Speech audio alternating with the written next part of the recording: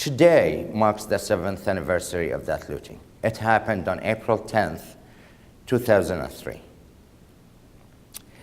And, you know, okay, it went on for 3 continuous days. I mean, you saw images of destruction. Why couldn't we stop that? Why couldn't we just send 2 tanks to protect that building? It didn't take more than that. But nothing was happened.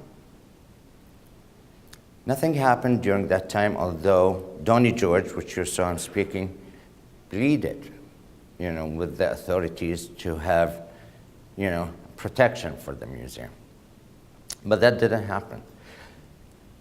I'm not here to lay the blame on who's who or what's what. What happens, happened. What can we do today about it? Can we move on after this? We have to. Life goes on. But how can we restore this history that belongs to the whole humanity? How can we actually heal those wounds that were inflicted upon the Iraqi people after their history was robbed? See, Milbury Polk and Angela Shutter, they did a great project after the looting. They had an idea of starting a virtual museum. As you heard Susan Reed speaking, she said most of the items weren't actually inventoried and, you know, didn't have proper numbers, and, you know, that's why most of them, it makes it very difficult to actually, you know, find and you know, take back. But thing is, they started this, they made it as a virtual inventory or virtual museum. It has a very, what's the word I'm looking for? I think it has the whole, like mostly everything they collected throughout the years. They all collaborated on it. There were like 5 or 6 people, archaeologists, involved in this project.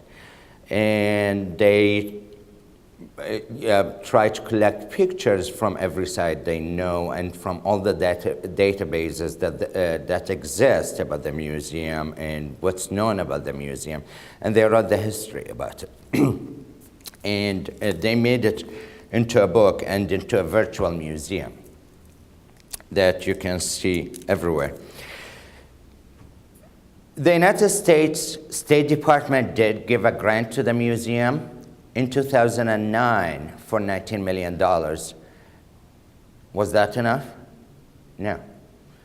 It's not how much money you're giving. It's, I mean, they didn't actually state that they you know, are to blame, and nobody's saying that. I mean, what happened has happened. But how can we fix that and move on? How can we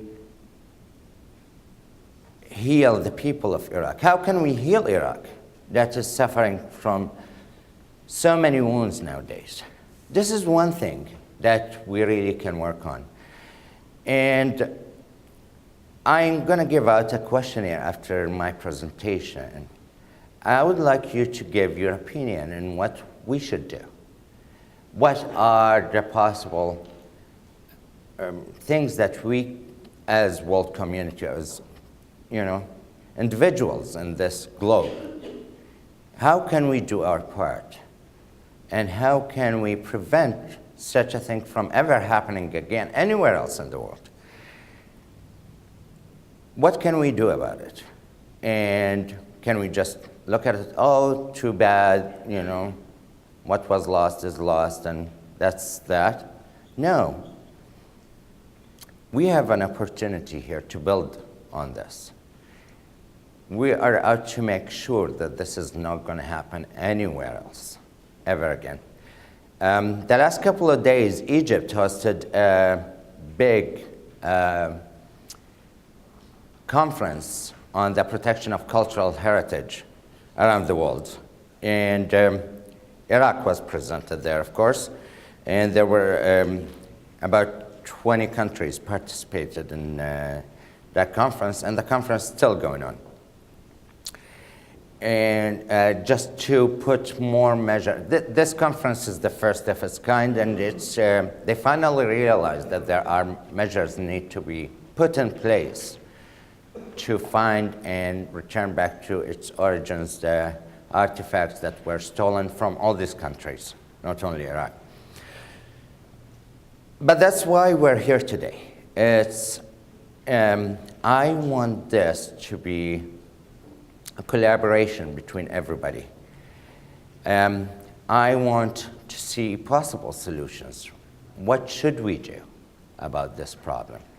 How can we move on? How can the people of Iraq forgive the offenders? How can the people of Iraq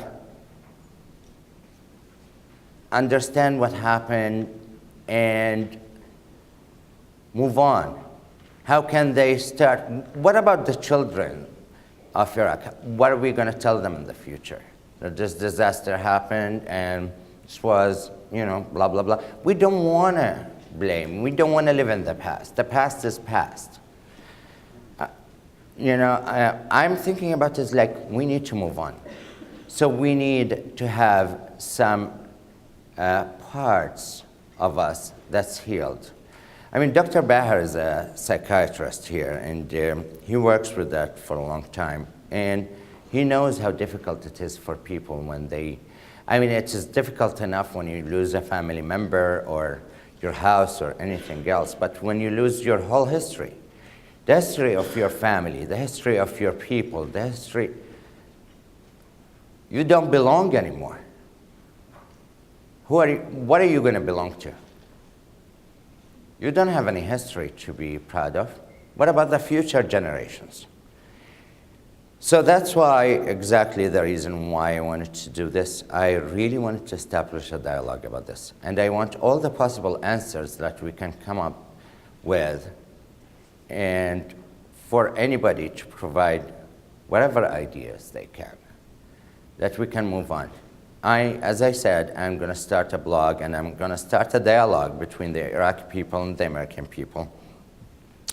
And I'm really hoping that this will take off, or we'll see the light, and that more and more people from both sides are going to talk. And in restorative justice, the first thing that we can do is actually to identify who's the victim and who's the offender, and in order for the victim to forgive the offender has to be sorry for what he did.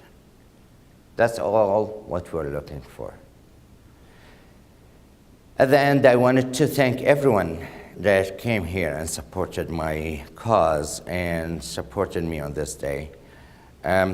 This event wouldn't be happening if it wasn't joint effort of all my friends that they did a magnificent job today. Thank you, guys. From all my mentors, and Dr. Tom Hastings, and Dr. Jean Campbell. Unfortunately, Dr. Mandeville left. And all our guest speakers, I wanted to thank them from the bottom of my heart, and for accepting to be here and to support me on this. Thank you, everyone, and hope you're enjoying your time. We're going to have I think it's going to be a roundtable panel discussion, and then we're going to have a question-answer session that we're going to answer your questions. Thank you, everyone, again, and enjoy.